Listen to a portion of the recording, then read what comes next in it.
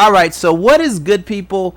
And welcome to Casual TV3. So this is my weekly series where we talk about the game. The game is one of my favorite TV shows that's on TV. Simply because it has a lot of elements and they discuss a lot of different things. There's a lot of different things that go on in the game. I mean, they've tackled huge subjects like homosexuality, steroids, marriage, infidelities, a lot of different things go on the game. Well, this episode is basically about how can I put this? You got Chardonnay continuing trying to get back at Jason for kissing his ex-wife. So she does a whole bunch of things. They make her into she has a very strong character on the game. You can't take that away from her. Jason's previous wife was a spineless jellyfish that allowed Jason to pretty much do whatever the fuck he wanted to do, including pimp her out to his boss.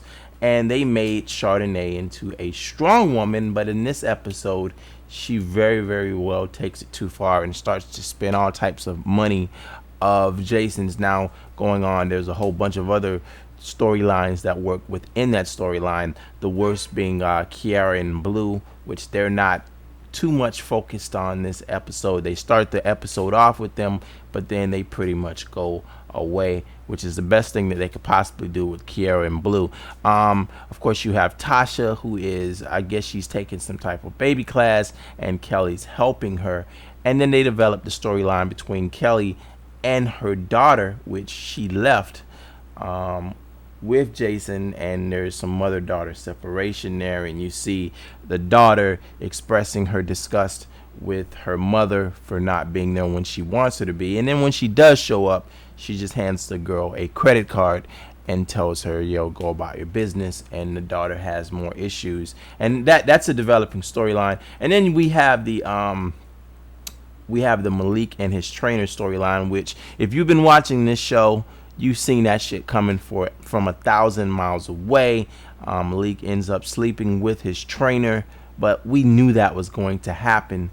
There was no doubt about that. That was like as soon as I seen her show up, I said, all right, there's another girl that Malik is going to smash. But the way that it happened was kind of funny because Malik didn't actually pursue her. Usually Malik is the one that pursues the girls. This time the girl kind of flips it on its head. And you know what, I can see the girl not being interested, but Malik being interested in her more than anything, because she oh yeah, let's have sex and then we'll go back to being platonic. I gotta see the way that works out. But then in the end of the episode, they bring Chardonnay back to earth. She gets her, instead of going out and buying an expensive wedding dress, she gets her grandmother's wedding dress.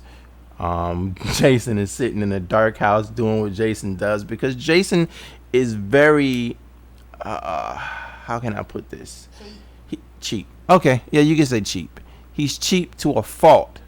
There's nothing wrong with being conservative. I have very conservative tendencies, but Jason used to get mad because Kelly used to drink bottled water and shit. Like he was fucking ridiculous.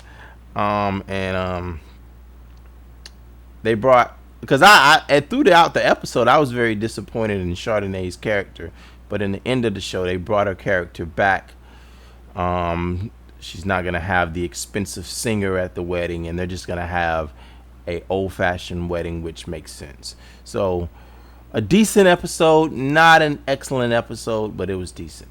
Anyway, tell me how you guys feel, and I will talk to you guys next time. Deuces.